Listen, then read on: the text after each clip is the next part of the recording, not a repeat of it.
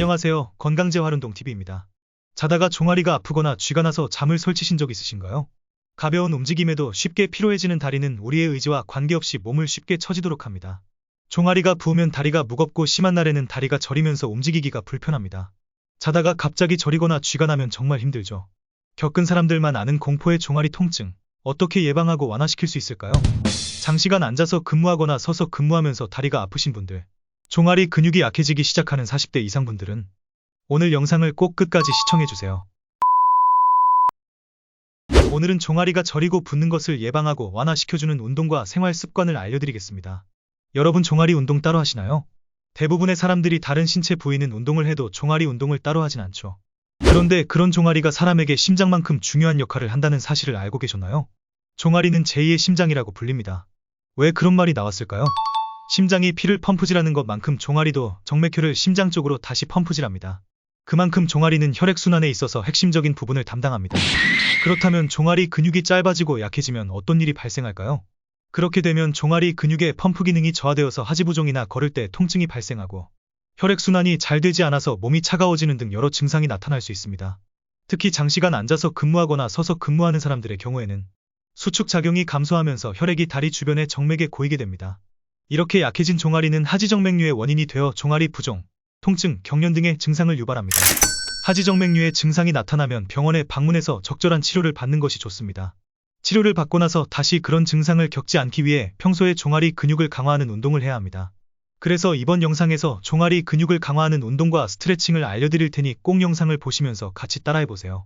첫 번째 운동은 발꿈치 들기입니다. 이 운동은 어디서든 할 수 있습니다. 집에서 TV를 볼 때, 대중교통을 기다릴 때, 누군가를 기다릴 때 틈틈이 발꿈치 들기 운동을 해보세요. 한 발씩 하셔도 되고 양발로 하셔도 됩니다. 발꿈치를 올렸다가 내렸다가를 반복해주세요. 올렸을 때 위에서 5초간 종아리를 쥐어짠다고 생각하고 다시 내려오시면 됩니다. 15회 진행하겠습니다.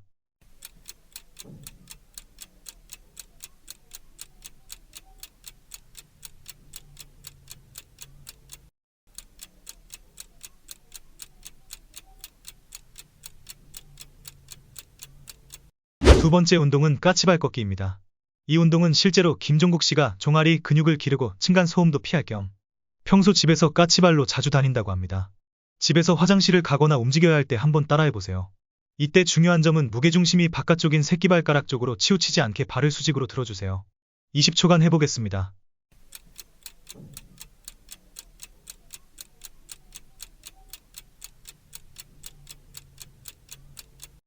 부엌이랑 화장실 갈 때 까치발로 걸어가겠어 라고 규칙을 정해놓으시면 더 쉽게 습관 들일 수 있으실 겁니다. 세 번째 운동은 벽 밀기입니다. 먼저 한쪽 발을 앞에 두고 무릎을 구부립니다. 뒷다리는 곧게 펴고 뒤꿈치를 땅에 댄 후 벽 쪽으로 몸을 기울여주세요. 그러면 종아리 근육이 쭉쭉 늘어나는 걸 느끼실 겁니다. 20초간 해보겠습니다. 이 운동은 햄스트링에도 도움이 되니 양쪽 모두 해보세요.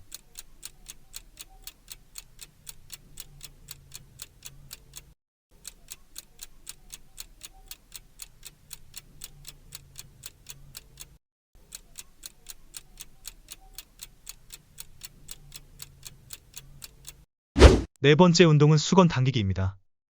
먼저 다리를 뻗고 앉은 상태에서 수건을 발 한쪽에 걸치고 그대로 수건을 몸쪽으로 당겨줍니다. 이때 다리를 살짝 들어올려서 쭉 늘려주세요. 수건이 무리가 간다면 수건 없이 발가락이 몸쪽으로 향하게 당겨보세요.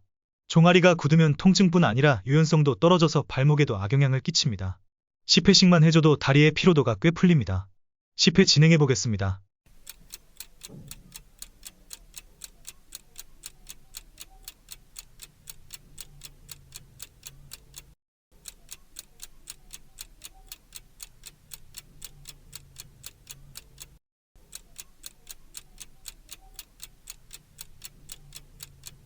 이렇게 일상에서 쉽게 할 수 있는 종아리 운동을 알아보았습니다.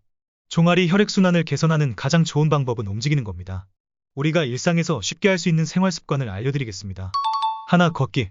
걷는 것은 혈액순환에 매우 좋아서 가까운 거리는 가급적이면 걸어다니는 것이 건강에 좋습니다. 둘, 계단 이용하기.